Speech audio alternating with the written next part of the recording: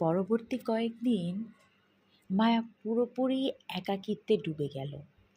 ভেতরে একটা অদ্ভুত অনুভূতি কাজ করছিল, যেন সে সব সময় ছায়ার নজরে আছে।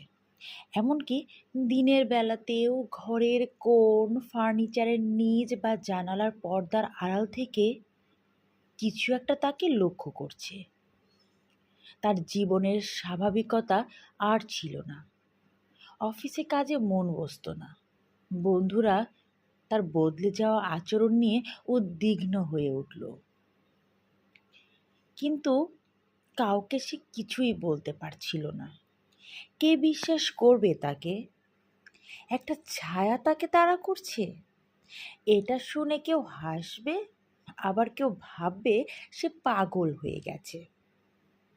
রাতে ঘুমানোর সময় তার ঘরের সব লাইট জ্বালানো থাকতো, কিন্তু তবুও সেই ফিসফিসানি আর ছায়ার উপস্থিতি দূর হতো না।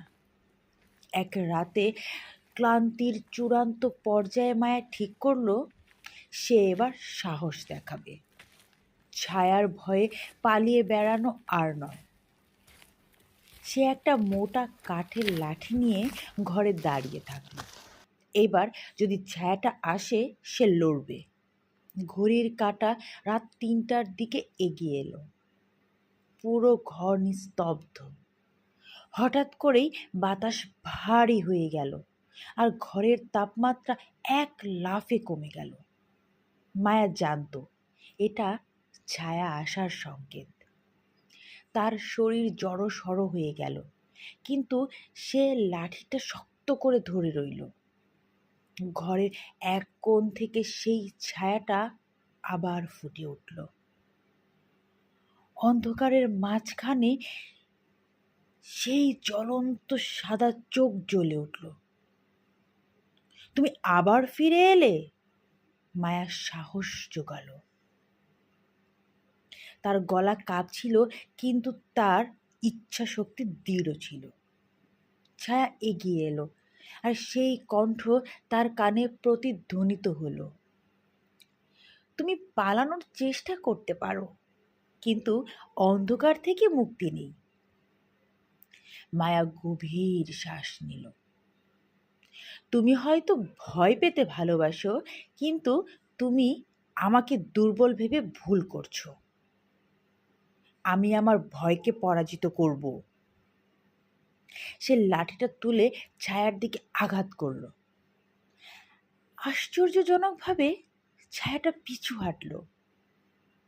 সেটি ছড়িয়ে গিয়ে মেঝেতে মিশে যেতে লাগলো, কিন্তু মিলিয়ে যাওয়ার আগে সেটি বলল, তুমি হয়তো এই যুদ্ধে জিতেছ, কিন্তু অন্ধকার তোমার জীবন থেকে কখনোই যাবে না।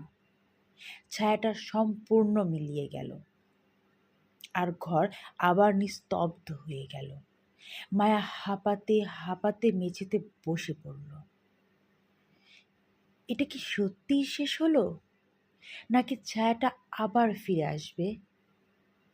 সে জানতো না, তবে ঠিক করলো ভয় তার জীবনকে আর নিয়ন্ত্রণ করতে দেবে না।